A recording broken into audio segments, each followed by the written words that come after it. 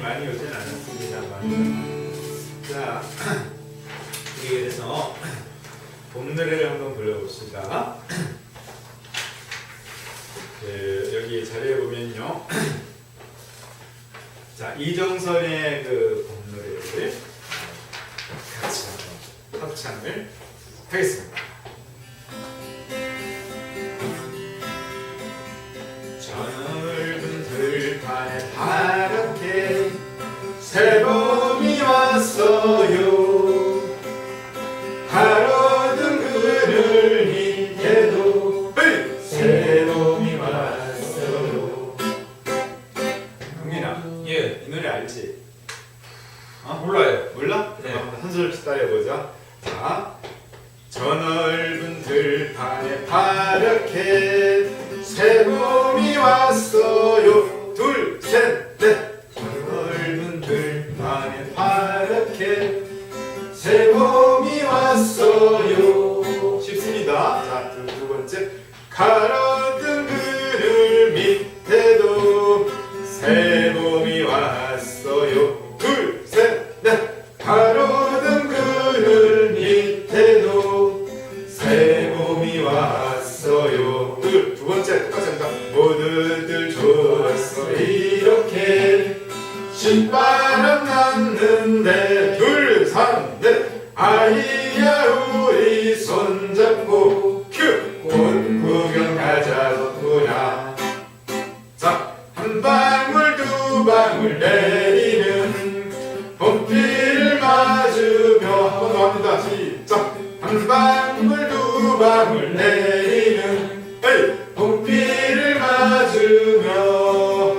용민아, 예. 쉬워 노래. 예. 자, 한번 따라해봐. 개나리 진달래 잠깨요. 모두들 노래 부르네. 하나 둘 셋 넷. 개나리 진달래 잠깨요. 모두들 노래 부르네. 봄봄봄봄 봄이 왔어요. 우리들 마음속에도. 잘한다. 봄봄봄봄 봄이 왔어요. 봄이 왔어요. 자, 리허설이에요. 자, 큰 소리로 한번 같이 불러보는 겁니다. 용민아 알겠지? 예. 용심아 이 노래 알지? 예. 자, 이제 갑니다. 자, 이제부터 이제 쭉 나갑니다. 저 넓은 들판에 파랗게 새봄이 왔어요. 자, 목소리 높여서. 가로등 그늘 밑에도 새봄이 왔어요. 둘, 삼, 넷, 이절. 누누들도 와서 이렇게 신바람 났는데 아이야 우리 손잡고 꽃 구경 가자꾸나. 잘한다. 한 방울 두 방울 내리는 봄비를 맞으며 개나리 진달래 잠깨요. 모두들 노래 부르네. 봄봄봄봄 봄이 왔어요.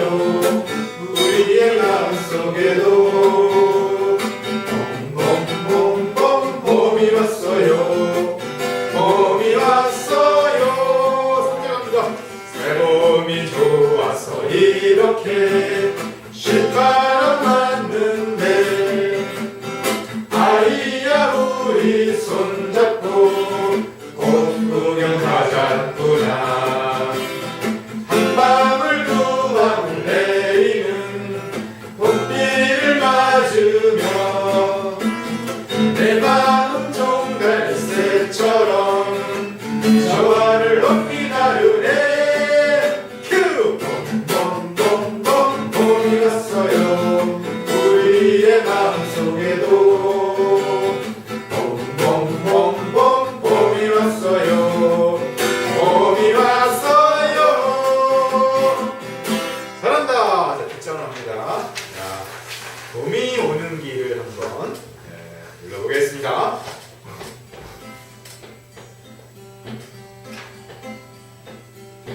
너무 조긋한 옷솔길에 봄이 찾아온다네. 너무 고향 놈밭에도 온다네 라랄랄라랄라 아지랑이 속삭이네 봄이 찾아온다고 어차피 찾아오실 온 손님이기에 곱게 당장하고 수명한 길여 아래 하얀 새옷 입고 분홍색 갈아 신고 산 넘어 좋다 노슬길에 봄이 찾아온다네 고향 눈밭에도 온다네 들어갑니다. 너무 좋은 옷을길에 봄이 찾아온다네 너무 고향 눈밭에도 온다네 아지랑이 속삭이네 봄이 찾아온다고 찾아오실 분 손님이기에 곱게 등장하고 수명한 길여 아래 하얀 새옷 입고 갈아 신고 산 넘어 좋다 노슬길에 봄이 찾아온다네 눈밭에도 온다네 너무 고향 눈밭에도 온다네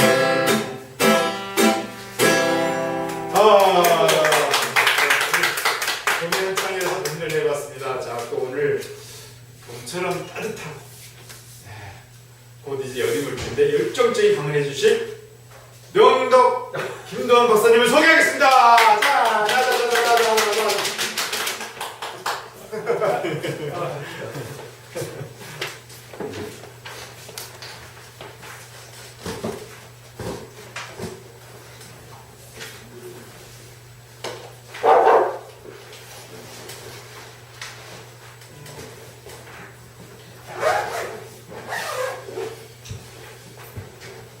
안녕하세요. 안녕하세요.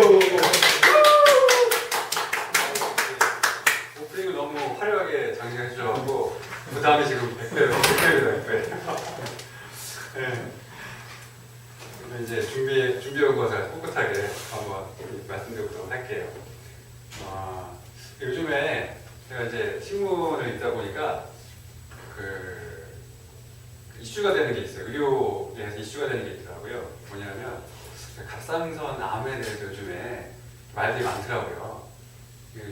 아시는 분들 계시겠지만 그 내용이 뭐냐면 의사분들 중에서 몇몇 분들이 갑상선 암을 이렇게 조기 진단하고 그다음에 조기에 치료하는 게 큰 효과가 없다, 비용 대비 효과가 적다 이러면서 이제 이슈를 만드신 거예요. 그게 주장을 하신 거거든요. 근데 그분들 얘기를 이제 근거가 뭐냐 그랬을 때 보면은 먼저 이제 우리나라 갑상선 암 발생률이 전 세계 평균의 한 10배가 넘는데요, 지금. 최근에 봤을 때. 그리고 또 최근 30년 동안 30배가 증가했다고요. 갑상선 암이. 그러니까 좀 이상한 거 아니냐 이거죠. 다른 나라에 비해서 너무 가파르게 증가하고 또 평균적으로 봤을 때도 우리나라가 무슨 특별히 무슨 방사선에 노출된 것도 아니고 그런데 한 10배 이상 차이가 나는 것은 좀 이상하다. 그래서 알아봤더니 이게 다른 원인이 아니라 그 검사 기계가 너무 좋아져가지고 예전에는 한 1cm 이하의 암은 못 찾아냈는데 지금은 그거까지 잡아낼 수가 있는 거예요. 그러니까 이제 원래 암이 있었는데 몰랐던 분들도 검사를 해보니까 다 나오는 거예요, 이제. 그러니까 다른 나라에 비해서 발생률도 높아지고 가파르게 증가하고 이제 그런 게 설명이 된다 이거예요.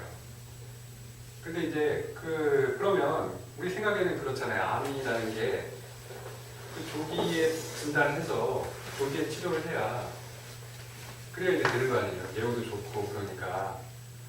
근데 유독 그러면 왜 갑상선 암만 가지고 이제 의사분들이 얘기 하나 봤더니 그 갑상선 암이 좀 특징이 있는 거예요. 갑상선은 보면 이제 우리 보면서 보면 여기가 이제 갑상선이 있는 거거든요. 여기 그 성대 옆에 갑상선이 있는데 여기 이제 주로 여자분들이 잘 생겨요. 암이 갑상선 암이.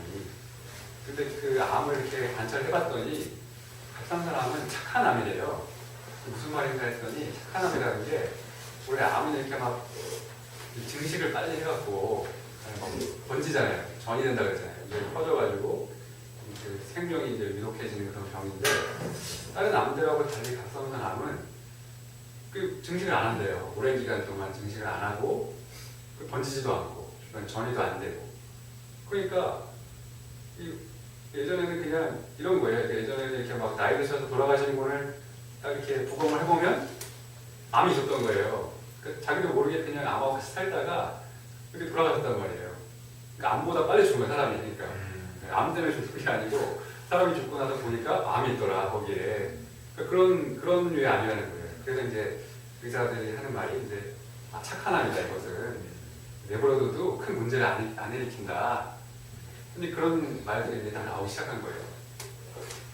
그리고 이제 또 근거가 또 하나 뭐냐면, 그러면 조기 진단을 해서 많이 이제 다 떼어냈는데, 치료했는데, 그러면 그 갑상선 암으로 죽는 사람이 이제 줄어들어야 될 거 아니에요. 근데 갑상선 암 때문에 죽는 사람들은 예전이나 지금이나 똑같다는 거예요. 그 조기 진단을 하고 조기 치료를 했는데, 죽는 사람은 똑같다는 거죠. 그러니까 이제 이분들이 하는 얘기가 그럼 굳이 뭐 검사를 해서 뭐하냐 이게 어차피 잘 이렇게 증식도 안 되고 큰 문제가 되지 않으니까 이거는 그냥 검사 한 번 좀 빼는 게 낫지 않냐 이렇게 이제 말씀을 한 거거든요. 그랬더니 이제 다른 의사분들이 거기에 대해서 딱 이제 반박을 한 거예요. 아니 갑상선 암도 아닌데 그 대부분은 좋은 암이지만 착한 암이지만 또 몇몇 1, 2%의 암은 또 악성이 있다는 거예요. 그럼 그거를 이제 검사를 안 하고 그러면 이렇게 해서 죽으면 어떡하냐는 거예요. 그래서 이제 그게 이제 붙었어요. 이렇게. 싸움이 붙어가지고 요즘에 아주 그냥 재밌는 게임이 벌어지고 있거든요. 근데 이제 저도 의사니까 한의사니까 그런 부분에 관심이 많아서 유심히 봤어요. 저희 한의계 입장에서 대변하는 뭐냐면 암이라는 것은 굳이 암이라는 것은 우리가 조금 되게 무섭잖아요. 암 딱 하면 막 큰 병인 것 같고 걸리면 막 5년 안에 막 죽고 막 이러니까 되게 무서워하는데 사실은 그 암이 생기는 원인을 보면 이제 우리 몸에 암세포가 매일매일 생기고 있대요. 몇천 개씩.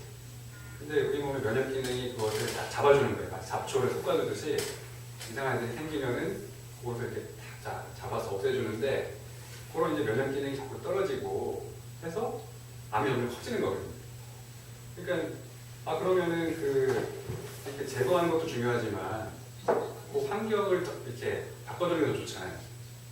암이 자랄 수 없는 환경을 만들어주는 게 중요하니까 그러면은 제 생각에는 경과는 물론 봐야 되지만 잘하고 있는지 아닌지 봐야 되지만 그래도 이제 그거와 병행해서 면역 기능을 올려주는 치료를 하면 되지 않겠냐 이렇게 생각을 하거든요. 근데 이제 지금 이렇게 생각하는데 사실은 그 얘기를 들었을 때 저는 약간 이 전자의 편이었어요. 그러니까 굳이 자꾸 이렇게 요즘에 검사를 막 강요하잖아요. 검사를 많이 하잖아요. 이렇게 의사 선생님들이 그렇게 뭐랄까 함부로 많이 말을 못하겠는데 의사 XX가 자기네 이제 밥벌이 하려고 그러는 게 아니냐 속으로 막 이렇게 막 욕도 올라오고 화도 막 나고 이거 원래 이건 당연한 건데 지금 와서 이렇게 양심 있는 의사분들이 얘기하는구나 이렇게 혼자 막 홍보를 했던 거예요. 며칠 동안 그 기사를 보면서 이게 맞는 거 아니냐 이렇게 생각하고 있었는데 며칠 동안 그렇게 하다 보니까 갑자기 딱 생각이 드는 게 내가 무슨 망상을 하고 있구나 지금. 나랑 어떻게 보면은 저랑 상관없는 사람들 싸움에서 제가 들어가갖고 막 이쪽 편 들고 막 싸우고 있는 거예요 보니까. 그러면서 그 생각이 이제 딱 그러면서 며칠 동안 이렇게 막 갈등을 했었는데 그런 게 조금 이제 가라앉더라고요. 그래서 생각이 좀 정리가 되더라고요. 그러니까 내가 굳이 그렇게 그러니까 내가 옳다고 생각하는 방향으로 선택을 하고 그렇게 내가 행하면 되는데 그게 아니고 나와 반대되는 의견을 가진 사람을 뭐 이렇게 미워했던 거예요. 결국 그럴 필요가 없었는데 그렇죠. 그래서 이제 내가 지금 그렇게 잘못 생각하고 있구나 그런 생각이 딱 들어서 내려놨어요. 근데 또 제가 망상이 많아가지고 그 생각을 하면서 또 든 생각이 그럼 내가 암에 걸리면 어떡하나. 내가 암에 걸리면 이제 가족들도 먹여 살려야 되고 하는데 내가 암에 걸려서 그러면 어떡하지? 막 이런 생각이 막 이제 뭉게뭉게 막 들어오는 거예요. 그러면서 또 드는 생각이 그러면은 내가 이렇게 저런 생각을 했어요. 영화에서 막 영화 한 장면 있잖아요.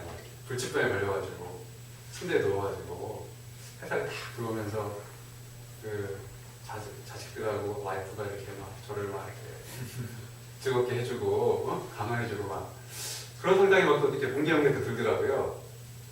그러다가 딱 현실을 보니까 그럴 것 같지가 않은 거예요. 저희 와이프도 안 그럴 것 같고 저희 애들도 안 그럴 것 같더라는 생각이 드는 거예요. 그러면서 또 화가 올라오는데 또 화가 나는 거예요. 내가 이렇게 고생을 했는데 나를 좀 이렇게 좀 영화처럼 좀 해줘야 되는 거 아니냐 혼자서 망상을 또 하는 거예요. 그러다가 요즘에 저희 와이프가 좀 아파요. 배가 아프다고 막 그래가지고 그 생각이 들었어요. 와이프가 이렇게 지금 아프다고 하는데 나는 지금 잘해주고 있나? 딱 그 생각이 딱 드는 거예요. 근데 그렇지가 않더라고요. 저도 대충 보고 있더라고요. 대충 이렇게 아프다 그러면 그냥 괜찮아 하고 그냥 쓱 지나가고 딱 그랬던 거예요. 그러니까 가벼운 상대방의 아픔도 내가 잘 이해를 못하면서 나는 아직 아프지도 않은데 상상을 하면서 내가 혼자 화를 막 내고 있더라고요. 그래서 그런 어떤 재밌는 에피소드가 있었어요. 그리고 이제 또 하나 이제 요즘에 제가 야구 시즌이잖아요. 야구를 되게 좋아하는데 LG 트윈스 팬이에요 제가. MBC부터 시작해서 LG 첫점입니다. 네, 요즘에 아주 그냥 요즘 안 좋더라고요 요즘 상태가. 근데 얼마 전에 이제 SK 와이번스랑 LG랑 이제 야구 경기를 했었어요. 근데 중간에 좀 황당한 사건이 하나 있었어요. 뭐냐면 포수를 중간에 볼 카운트가 이제 2 스트라이크 3볼이라는 그런 상황에서 그 상황에서 그냥 감독이 포수를 교체한 거예요.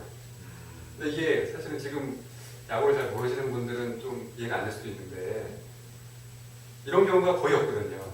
왜냐면 보통은 투수를 많이 잡고요. 투수가 이제 잘 못 던지면 투수를 이제 교체를 하든지 아니면은 뭐 포수가 뭐 부상을 당하거나 아니면은 뭐 나중에 그 경기 끝날 때쯤 돼서 이제 대타를 써야 되는데 포수가 잘 못 치니까 포수 대신에 다른 선수를 써서 포수가 교체되는 경우가 있어도 그 애매한 상황, 그러니까 한 타자도 끝나지 않은 상황에서 그것도 2 스트라이크 3볼에서 교체하는 경우는 거의 없거든요. 없다고 보면 되는 거거든요. 그러니까 좀 어떻게 보면 되게 그 야구를 해설하시는 분들도 이런 비상식적인 일이 벌어졌다, 이해할 수 없는 일이 벌어졌다, 딱 그런 사건이 있었어요. 근데 얼마 있다가 기사가 또 났는데 그 포수가 조인성이라는 포수거든요. 예전에 LG에 있던 포수인데 그 트레이드를 했어. 트레이드를 요청했다. 그때 너무 열받아서 다른 팀으로 보내달라. 여기서 못 이기겠다. 이제 그런 기사가 떴어요. 써갖고 문제가 됐었거든요. 그게. 그래서 그 조인성이라는 선수가 어떤 선수냐면 되게 유명한 선수예요. 그 LG에서 이제 포수를 되게 오랫동안 했어요. LG 포수 뭐 조인성이라는 선수인데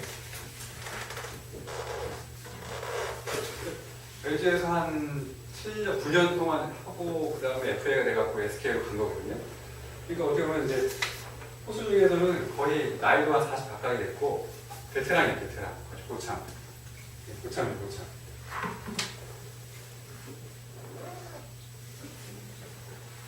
이거 요즘에 포수 또 야구 시즌 야구 지금 프로야구에서 포수 기근이래요. 포수가 지금 제대로 된 포수가 없는 거예요. 되게 귀한 거죠. 이런 포수가. 근데 경기 중에 고참인데 내가 까마득한 후배들이 많은데 갑자기 중간에 감독이 그냥 이렇게 빼버렸으니까 얼마나 억울하겠어요. 그러니까 이제 막 트레이드 얘기도 막 나오고 아예 내가 여기 안 뛰줄 테니까 딴 팀으로 보내달라고 이런 거거든요. 트레이드가. 그러니까 그런 상황이 된 거예요. 근데 이제 이 기사를 보면서 딱 그 예전에 그 김성근 감독님이라고 있어요. 김성근 야구 감독이 계신데 이분이 정말 대단하신 분이에요. 그러니까 야구 한 4년 동안 팀을 한국 시리즈에 진출시키고 그 중에 3번을 우승을 시켰어요. 최근에. 그런데 이제 그 구단하고 갈등을 빚어가지고 야인 생활을 하고 계신 거예요. 지금 밖에서 그러니까 무슨 이게 사회인 야구단 감독하고 있고 프로 감독이 아니고 지금은 이제 밖에서 이제 그렇게 일반인들 이렇게 코치하고 이렇게 계신데 이분이 예전에 한번 인터뷰했을 때 그 말 한 적이 있어요. 베테랑이 사는 법이라고 해가지고 베테랑에 대해서 감독하고 감독이 어떻게 봐야 되고 베테랑은 어떻게 팀하고 융화돼야 되는지 그런 설명을 한 적이 있는데 그때 하신 말씀이 딱 떠오르더라고요. 뭐냐면 고참은 팀의 조미료라는 게 조미료. 조미료는 뭐 설탕, 소금 뭐 이런 거잖아요. 근데 조미료는 어때요? 조미료가 너무 많이 들어가면 음식 맛이 없어지잖아요. 너무 음식의 고유한 맛이 없어지고 또 조미료가 너무 또 안 들어가도 맛이 없잖아요. 그렇죠. 근데 조미료가 메인이 될 수는 없잖아요. 조미료는 그냥 그 음식을 빛내주는 더 맛있게 해주는 그런 역할만 하는 거지 얘가 메인이 될 수는 없는 건데 고참들이 이렇게 생각하지 않는다는 거예요. 뭔가 대우를 받으려고 하고 내가 고참이니까 뭔가 나를 좀 알아주길 바라고 근데 그런 마음이 있으면 이제 조미료 역할을 할 수가 없는 거잖아요. 그래서 그런 마음이 내가 대우받으려는 마음이 있을 때 하신 말씀이 내가 대우받으려고 하면 그 고참은 그때는 좀 고마워하겠지만 결국에는 내가 경쟁에서 도태될 수밖에 없다. 그런 말씀 하셨거든요. 그러니까 이제 요거 지금 사건을 보면서 그 인터뷰 내용이 딱 떠오르더라고요. 그러니까 이제 저도 이제 그랬거든요. 한의대에 딱 갔는데 제가 이제 한의대 가서 나이가 되게 많았을 때 갔어요. 30대 초반쯤에 한의대 딱 들어왔거든요. 그러니까 한의대 지금 본과 4학년 애들은 많아봤자 20대 후반 이런 애들인 거예요. 그러니까 선배긴 선배인데 저보다 나이가 어린 거예요. 그러니까 동아리에 딱 들어갔는데 이제 과 선배가 저를 되게 이제 부담스러워 하는 거예요. 나이가 많으니까. 그렇잖아요. 나이가 많으니까 함부로 막 대할 수도 없고. 근데 저는 또 후배인데 나이가 많다는 이유 때문에 그런지 몰라도 뭔가 좀 나이 많은 걸 좀 알아줬으면 좋겠다. 그런 생각이 자꾸 이제 드는 거예요. 그래서 그냥 이렇게 뭐 예를 들면 어디 봉사활동을 가서 거기서 이제 뭐 며칠 동안 있어야 되는데 저 같은 경우에는 뭐 집안일에 좀 있으면 말을 하는 거예요. 그냥 형들한테 아야 저기 집안일 있어서 내가 좀 빨리 좀 갈게. 그런 얘기를 막 이제 하고 직접 이렇게 그래도 빠져서 가고 집에 가고 막 이랬어요. 근데 지금 생각해보면 제가 사실 그러면 안 되는 거잖아요. 그죠? 후배니까 어떤 선배 어떤 그 규칙에 좀 따라주고 이래야지 전체적으로 동아리 잘 돌아가는 건데 제가 이제 그냥 나이가 많다는 이유로 대우를 받기 원하는 거예요. 그래서 막 이렇게 막 요구도 하고 막 이렇게 자꾸 빠지고 막 이랬더니 결국에는 저를 잘 안 부르더라고요. 나중에 이제 그렇죠. 저를 잘 안 부르고 자기네끼리 이제 뭐 하고 그런 상황이 됐어요.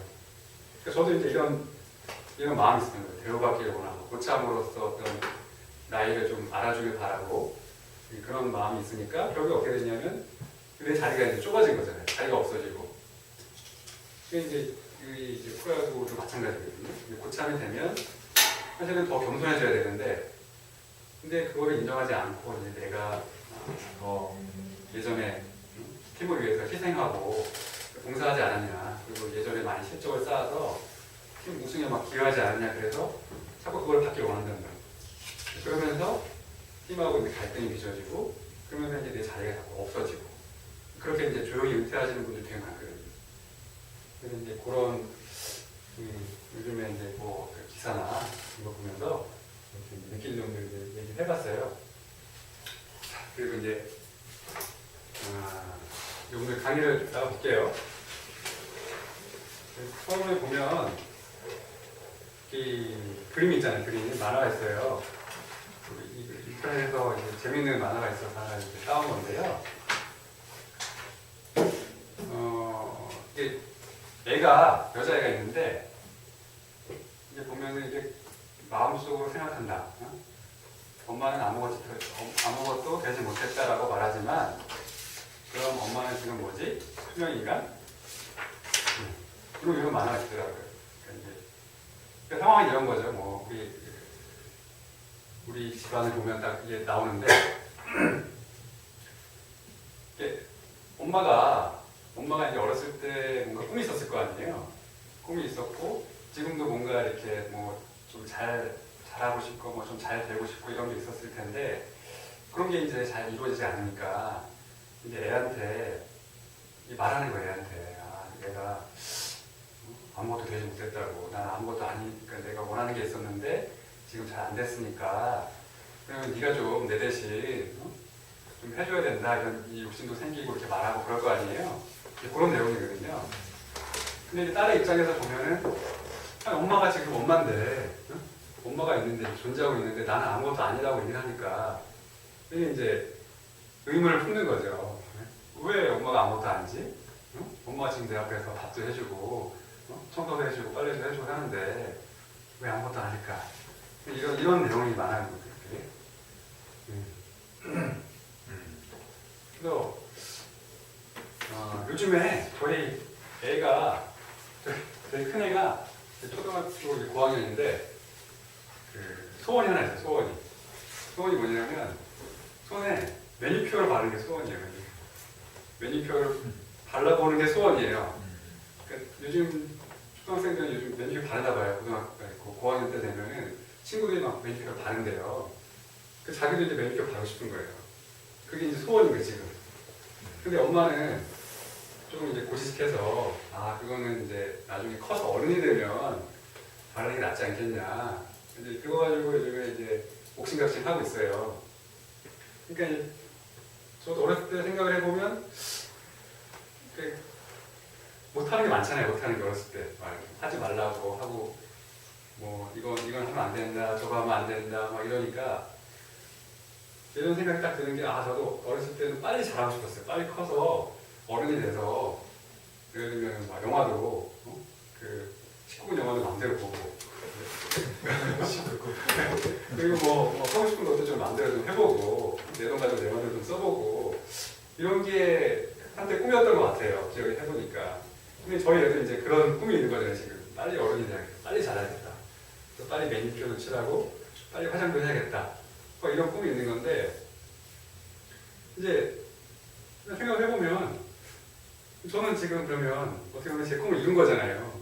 어른이 됐잖아요. 어른이 돼서 내가 보고 싶은 영화들 마음대로 보고 그 마음대로 내가 이제 번 돈 가지고는 내 마음대로 쓸 수도 있고 그런 상황인데 이제 그런 거 그렇게 내 꿈이 이루어졌으면 내가 이제 뭔가 좀 감사하고 좀 그래야 되는데 그런 마음이 잘 안 되는 거예요. 왜냐면 이건 당연하다고 생각을 하는 거거든요. 이미 이루어진 거는 당연하다고 생각하고 그럼 내가 가지지 못하는 것만 자꾸 이렇게 찾고 있더라고요.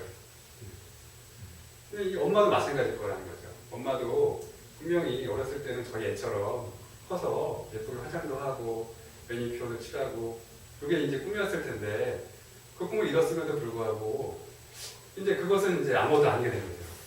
그러면서 내가 아무것도 아니다. 이렇게 이제 말을 하고 있는 거거든요. 자, 그래서 이제 종목용을 한번 나가볼게요.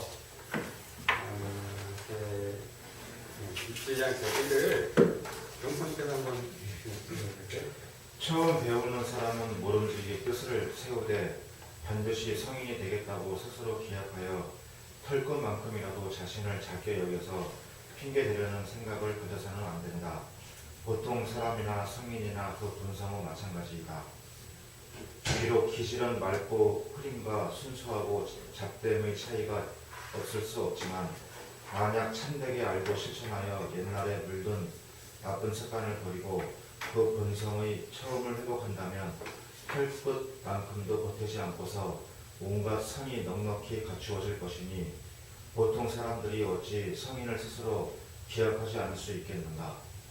그 때문에 맹자께서는 모든 사람의 본성이 착하다고 주장하시되 반드시 요 임금과 순임금을 일컬어 실증하시며 사람은 모두 요 임금이나 순임금처럼 될 수 있다고 말씀하셨으니 어찌 나를 속이시겠는가. 네, 그렇죠.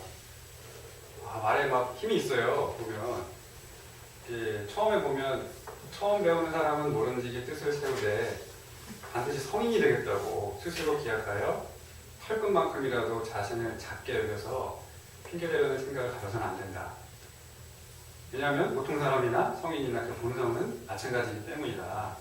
이렇게 말씀하셨잖아요. 근데 우리는 보통 그렇잖아요. 내가 어떻게 성인이 돼? 내가 어떻게 도덕분자도 아니고 그렇게 살 수 있겠어? 이렇게 얘기하는데 유복 선생님은 반대로 말씀하신 거잖아요. 아니 왜 나는 성인이 안 되냐는 거죠. 왜냐하면 보통 사람이나 성인이나 그 본성은 마찬가지라는 거고.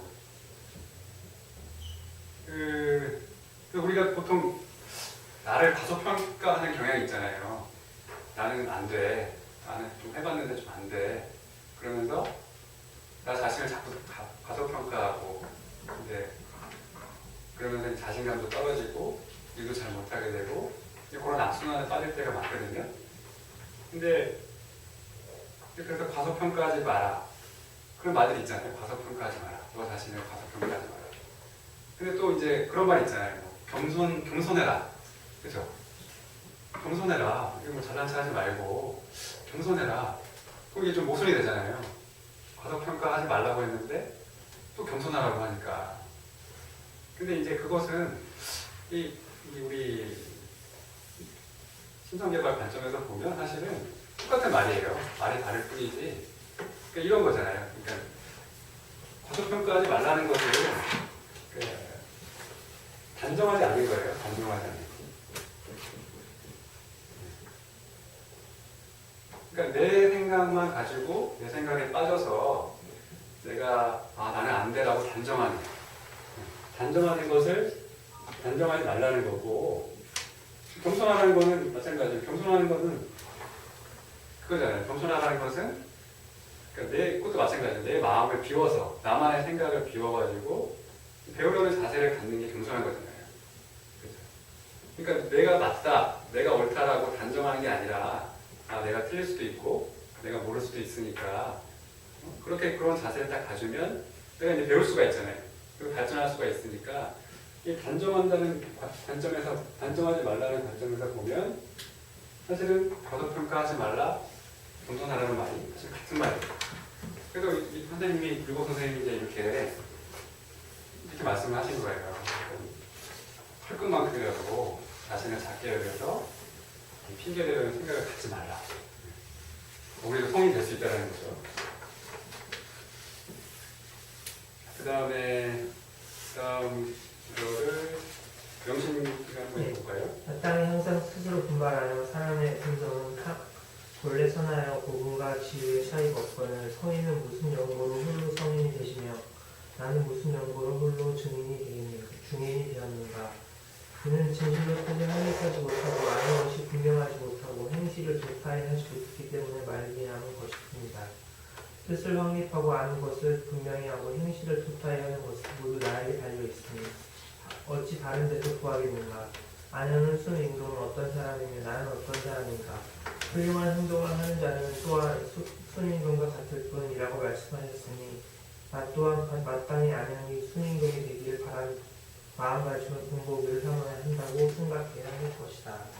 네, 그렇죠. 보면 이제 이는 진실로 뜻을 확립하지 못하고 아는 것이 분명하지 못하고 행실을 도착하지 못했기 때문에 말미암은 것일 뿐이다. 뜻을 확립하고 아는 것을 분명히 하고 행실을 도타히 하는 것은 모두 나에게 달려 있으니 어찌 다른 데서 구하겠는가 이렇게 말씀하셨잖아요. 그런데 성인이 되지 못하는 이유는 다른 게 아니라 내가 뜻을 확립하지 못했고, 그리고 뜻을 확립했더라도 아는 것을 분명히 하지 못했고, 그렇죠? 아는 것을 내가 분명히 했더라도 행실을 조타하지 못했다. 그렇기 때문에 내가 성인이 될 수 없는 거지 다른 데 있는 게 아니라는 거죠.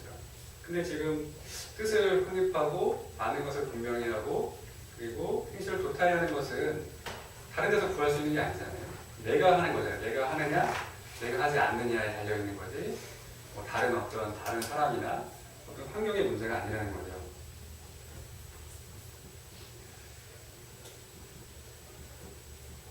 그래서 이제 그 뜻을 확립하는 것은 우리는 이제 뜻을 확립한다라고 하면 우리가 확립하는 뜻은 뭘까요?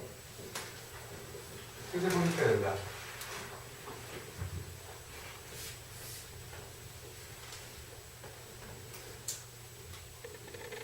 근데 이제 우리가 어떤 뜻을 가지고 이 자리에 왔나요? 우리가 무엇을 얻으려고 이 자리에 우리가 있는 거죠? 그렇죠. 그렇죠. 그 뜻은 네. 아 맞아요. 마음의 평화 이거잖아요, 이거. 네. 그 마음의 평화를 얻기 위해서 이 자리에 있는 거잖아요, 저희가. 그 뜻을 확립한다는 것은 그렇죠. 이러한 내가 이 공부를 해서 마음의 평화를 얻겠다라는 것을 말하는 거고, 그 다음에 이제 아는 것, 아는 것을 이제 분명하게 하는 건. 근데 그거잖아요. 우리가 마음의 평화를 얻으려면 뭘 해야 되나? 봤을 때 우리가 할 수 있는 것이 크게 보면 이거잖아요. 이해형 심성개발, 실천형 심성개발. 그 마음의 평화를 얻으려면 심성개발을 해야 되는구나, 공부를 해야 되는구나.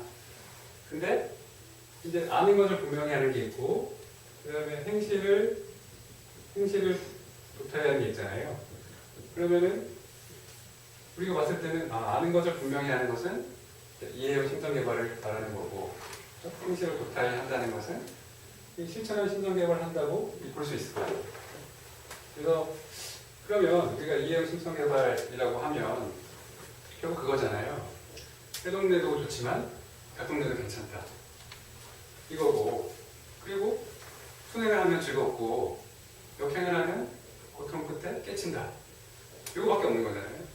그러니까 이것을 이제 아는 것을 분명히 하는 거예요. 해동내, 달동내.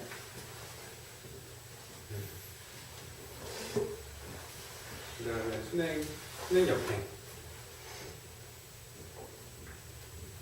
근데 문제는 이것을 이렇게 딱 들을 때는 아는 것 같지만 그건 이제 그냥 머리로만 아는 거잖아요.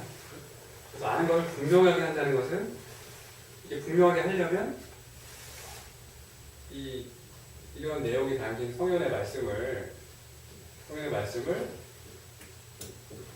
이제 읽고 듣고 쓰고 외우고 하는 거죠. 그러면서 이제 분명해지는 거거든요. 그 다음에 이제 행실을 조타해야 하는 것은 그럼 내가 이제 이걸 알았잖아요. 해동내도 좋지만 달동내도 괜찮다. 이런 것을 알았고, 그 다음에 내가 순행을 하면 즐겁고 역행을 하면 괴롭고 그런 걸 알았으니까 이것을 실제로 한번 실전에서 한번 해보는 거죠. 그래서 정말 그런지 그걸 알면은 내가 이제 그거를 만약에 깨치게 되면 그 다음부터 하는 게 수월하니까, 그렇죠? 그래서 이제 실천형 심성개발에 이제 들어가는 거죠. 그리고 실천형 심성개발은 그거잖아요. 내떡설기잖아요. 내떡설기고 그 다음에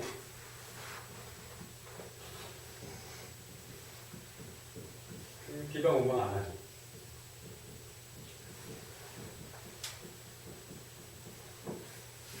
그러니까 이렇게 하면 이것만 하면 되는 거거든요. 사실은. 그러니까 아는 것을 분명히 하고 행실을 조타히 하고 그렇게 되면 내가 세운 뜻이 이루어지는 거란 말이에요. 유고 선생님이 이렇게 말씀을 하신 거예요. 근데 이제 실제로 이제 중요한 것은 이제 우리가 이렇게 하고 있냐 안 하고 있냐는 거죠. 그죠? 이게 다른 사람이 달린 것이 아니라 나에게 달려있다는 거죠. 그래서 이걸 이렇게 저도 이제 공부를 하면서 참 반성이 많이 되더라고요. 어리고는 이제 안다고 하고 막 이렇게 여기 나와서 막 강좌도 하고 하지만 실제로 내가 그러면 생활에서 정말 그렇게 비방만 안 하고 애떡을 썰면서 잘 하고 있느냐라고 했을 때는 사실은 별 차이가 없어요. 여러분이나 저나 별 차이가 없고. 근데 그렇지만 그럼에도 불구하고 결국에는 다른 데에서 구할 수 없는 거예요. 내 자신이 하느냐 안 하느냐에서만 달려있는 거니까 꾸준히 해나가는 거죠.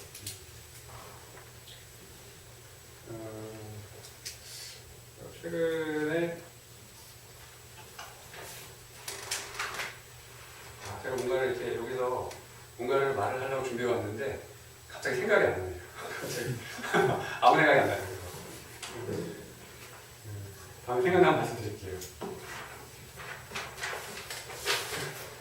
다음 구조를 감사합니다. 사람의 용모는 추한 것을 바꾸어 예쁘게 만들 수 없으며 체력은 약한 것을 바꾸어 강하게 할 수 없으며 신체는 짧은 것을 바꾸어 길게 할 수 없다. 이와 같은 것들은 타고나면서부터 이미 결정된 분수인지라 변화시킬 수 없다. 그러나 오직 심지만은 어리석은 것을 바꾸어 슬기롭게 할 수 있으며 그 추한 것을 바꾸어 어질게 할 수 있다. 이것은 마음의 허령한 지각 능력은 태어날 때 부여받은 기질에 구애되지 않기 때문이다. 슬기로움보다 아름다운 것이 없으며 어짐보다 귀한 것이 없거늘 무엇이 괴로워서 어짐과 지혜로움을 실천하지 아니하여 하늘이 부여한 본성을 훼손하는가.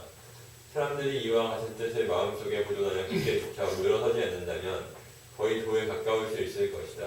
네, 그렇죠.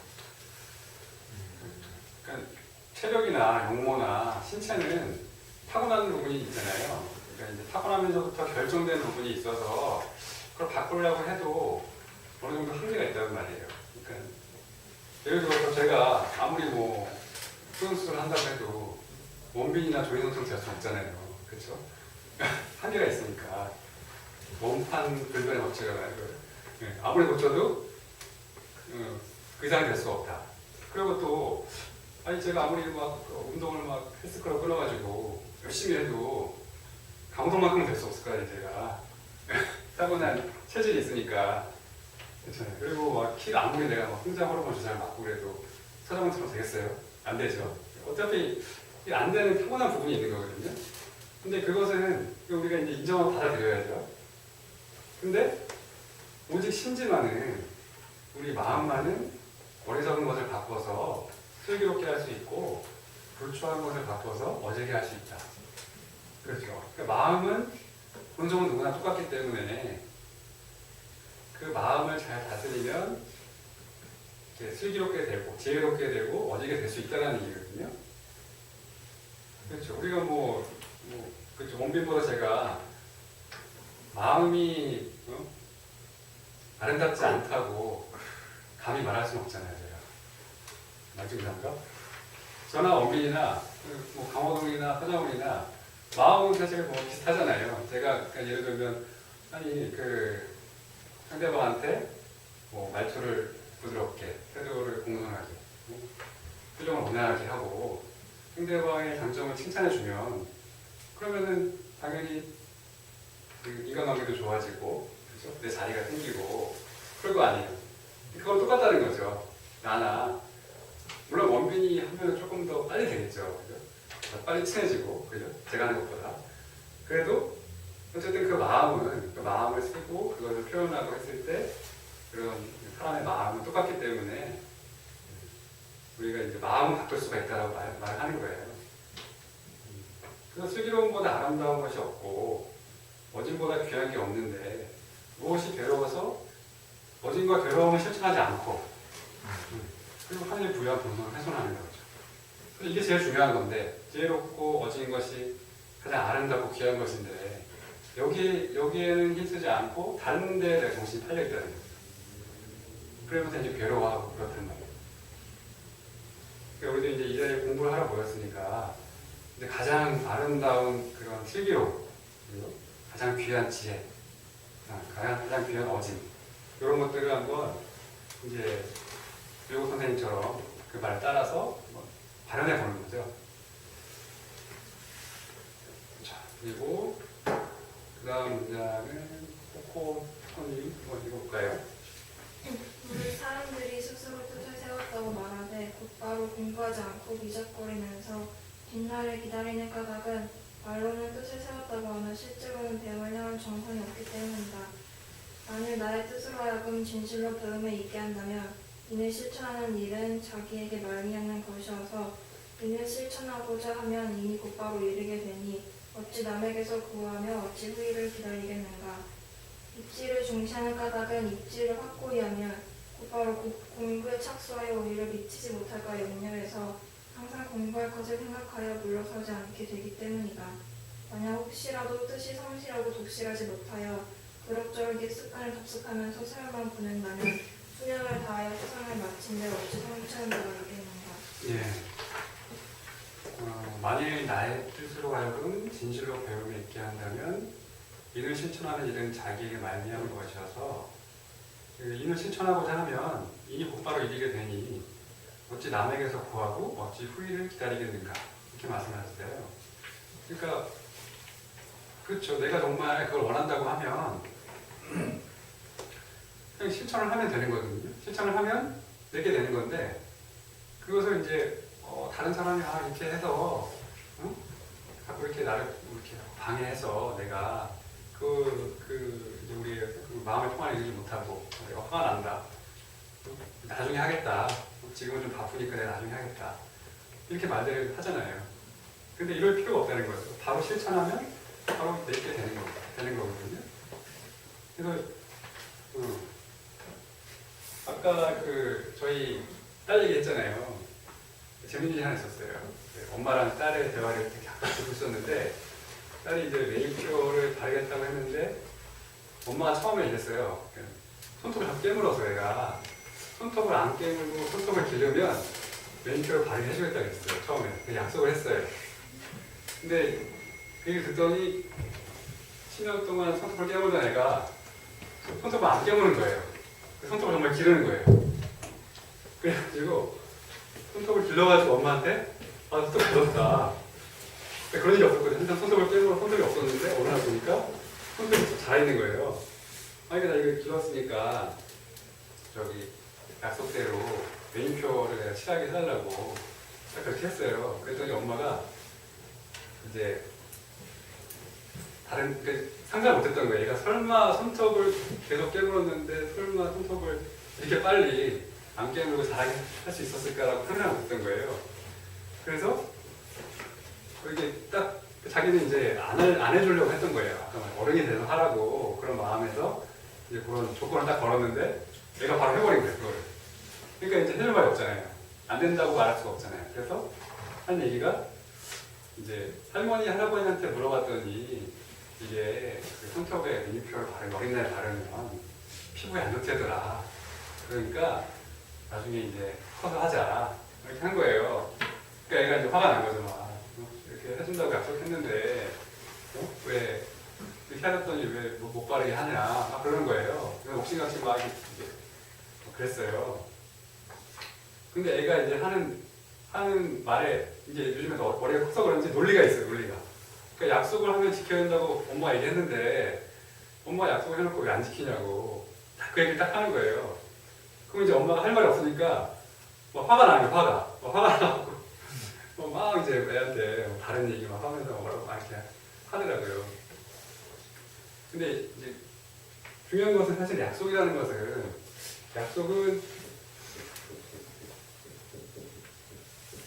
약속을 지켜야 되잖아요. 그죠? 지켜야 되는 거라고 우리가 알고 있잖아요. 근데 중요한 것은 약속을 지키는 거는 내가 남이 아니고 내가 지켜야 되잖아요. 내가. 그죠? 약속을 지키는 건 나라는 말이에요. 그러니까 다른 사람한테 약속을 지키라고 하는 게 아니라 약속을 지키라는 말은 내가 약속을 했으면 지키려고 노력을 하라는 얘기지. 약속을 지키라고 했으니까 너 이거 약속했으니까 지켜. 이건 아니라는 거거든요. 그러니까 반대로 이제 적용을 하고 있는 거잖아요. 우리 애가 그 약속을 지켜야 된다는 그걸 가지고 내가 지켜야 되는, 자기가 지켜야 되는데 그게 아니라 엄마 보고 지키라고 이제 그걸 가지고 공격을 하는 거잖아요. 심성개발도 마찬가지예요. 우리 심성개발도 이게 얼핏 설익으면 가장 위험한 게 그거예요. 내가 이렇게 공부를 해보니까 욕하면 안 되고 화내면 안 되고 원망 비방하면 안 되는데 상대가 나한테 막 한단 말이에요. 그러면은 쟤 잘못된 거 아니냐고, 심성개발이 안 된 사람이구나. 그러면서 막 공격을 한단 말이에요. 거꾸로 공격을 한단 말이에요. 야, 화내지 말고 너 왜 자꾸 화내냐고, 비방하지 말고 욕하지 말라 그랬는데, 그러면서 내가 그것을 지켜야 됨에도 불구하고 나를 보지 않고 상대방을 자꾸 본단 말이에요. 상대방을 평가하는 거예요. 그걸 가지고 그 잣대로. 그래서 이렇게 좀 지금처럼 약속을 지키는 것은, 그 약속을 지키라고 우리가 가르친 것은 내가 약속을 지키라고 한 건데, 그걸 가지고 그 잣대로 상대방을 재단하고 상대방을 평가하고 공격하고, 그거는 이제 아니라는 거죠. 근데 이제 그런 얘기를 해줬어요. 저희 딸한테. 약속은 엄마가 이렇게, 사실은 약속이라는 게 꼭 지키면 좋지만 지키지 못할 수도 있잖아요. 상황이 안 될 수도 있고, 아니면 상대가 너무 무리한 것을 걸어서 약속을 지키려고 한다 그러면 그것은 맞지 않는 거니까, 이치에 맞지 않다면 그것은 깰 수도 있는 거거든요. 근데 어쨌든 중요한 것은 그 약속을 지키는 것은 나라는 거, 신념개발을 하는 것은 나라는 거, 그것을 상대방에게 적용할 필요는 없다라는 거죠.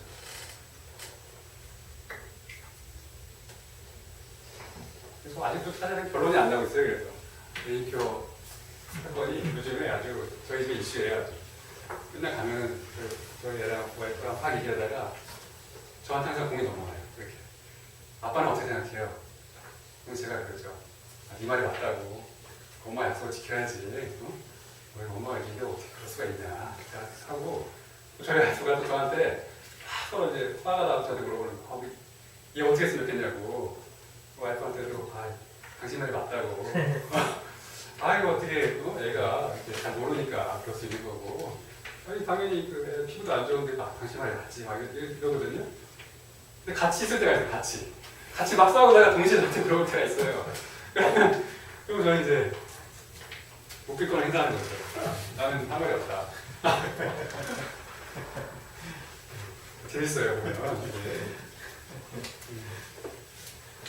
자, 그래서 이제 유고 선생님 말씀처럼 우리가 타고난 부분은 인정을 하고, 하지만 바꿀 수 있는 우리의 마음에 대한 부분은 이렇게 뜻을 확고히 하고, 그리고 아는 것을 분명히 하고 실천을 도타히 함으로써 우리가 이제 마음의 평화를 이룰 수가 있다는 거거든요. 그래서 이렇게 같이 공부를 하기로 하고요. 이제 뒤에 마지막에 있는 말을 코카콜라 회장님께서 10년사 중에 이렇게 말을 했대요. 근데 말이 너무 아름다워서 한번 가져와 봤어요. 마무리로. 써니께서 한번 읽어볼까요? 찾을 수 없다고 말함으로써 당신의 인생에서 사랑의 문을 닫지 말라. 사랑을 얻을 수 있는 가장 빠른 길은 주는 것이고, 사랑을 잃는 가장 빠른 길은 사랑을 너무 꽉 쥐고 놓지 않는 것이며, 사랑을 유지하는 최선의 길은 그 사랑의 날개를 달아주는 것이다. 네. 말이 참 아름답고 정확하잖아요. 그러니까 우리가 이제 찾을 수 없다고 말함으로써 사랑의 문을 닫지 말라. 우리가 사랑을 원하잖아요. 사랑 받기를 원하고, 그런데 너무 쉽게 우리가 단정을 하는 거예요. 아까 말한 과소평가하는 것처럼 나 자신을 나는 사랑을 받을 수 없는 사람이라고 내 스스로 단정하고 과소평가하면서 문을 닫아버린다는 거죠. 근데 그러지 말라는 거예요. 그래서 그럼 사랑을 얻을 수 있는 가장 빠른 길은 뭐냐? 그럼 다른 사람이 주길 기다리는 게 아니라 내가 먼저 주는 거예요. 우리가 그럼 친구를 사귈 수 있는 가장 빠른 길이 뭐냐면, 내가 친구가 되면 되잖아요. 그렇죠? 친구가 되면 둘이 친구니까 친구가 되어주면 내가 그 사람의 친구가 되는 거잖아요. 마찬가지로 그럼 돈을 가장 빨리 벌 수 있는 방법은 뭐냐? 그러면 상대방한테 이익을 주는 거예요. 저도 이제 어디서 읽은 그 가게를 잘 운영하는 분의 책에서 읽은 말인데, 내가 돈을 벌려면 어떻게 해야 되냐면 그 사람한테 그만한 이익을 주라는 거예요. 그 이상의 이익을. 그러니까 우리가 얻으려면 사실은 주는 게 맞는 거거든요. 미리 먼저 주는 거. 그 다음에 밑에 보면 사랑을 잃는 가장 빠른 길은 사랑을 너무 꽉 쥐고 놓지 않는 거. 집착하는 거잖아요. 내 생각을 고집하고 상대방을 내 마음대로 하려고 하고. 그렇게 되면 사랑을 잃게 될 수밖에 없다. 마지막 말이 참 이게 인상 깊더라고요. 사랑을 유지하는 최선의 길은 그 사랑의 날개를 달아주는 것이다. 더 뭐라고 부연 설명할 필요가 없잖아요. 그죠? 사랑을 유지하는 최선의 길은 날개를 달아주는 거예요. 그 사람이 잘 되길 바라고 그 사람이 행복하길 바라면 그게 그 사람과 나의 어떤 사랑을 유지하는 가장 최선의 길이 된다는 거죠. 자, 여기까지 오늘 강좌를 마치고요. 소감을 한 번씩 들어볼게요. 이번에는 용민이부터.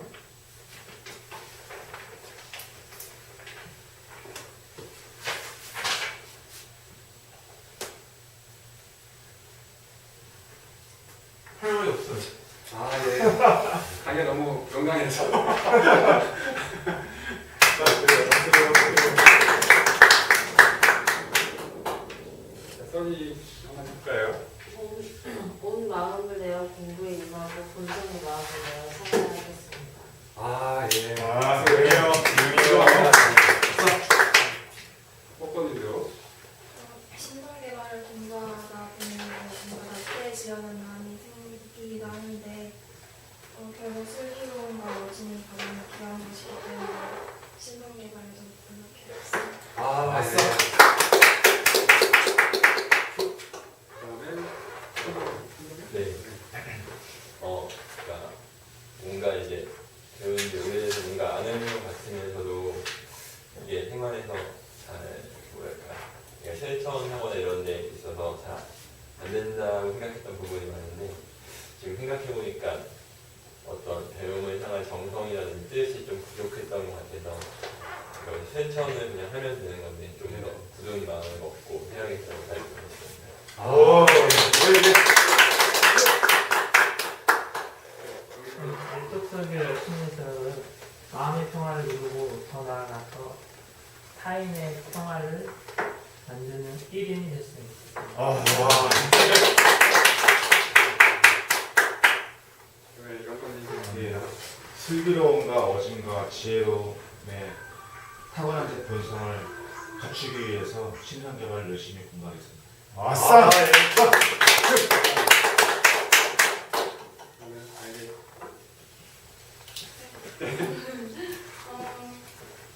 잘 느껴서 많이 못 들었는데 약속에 대해서 들었는데 약속은 저랑 하는 거기 때문에 저의 초점 다 맞추고 상대방이 약속을 지키지 않더라도 관용의 마음을 써봐야겠다. 예. 아싸.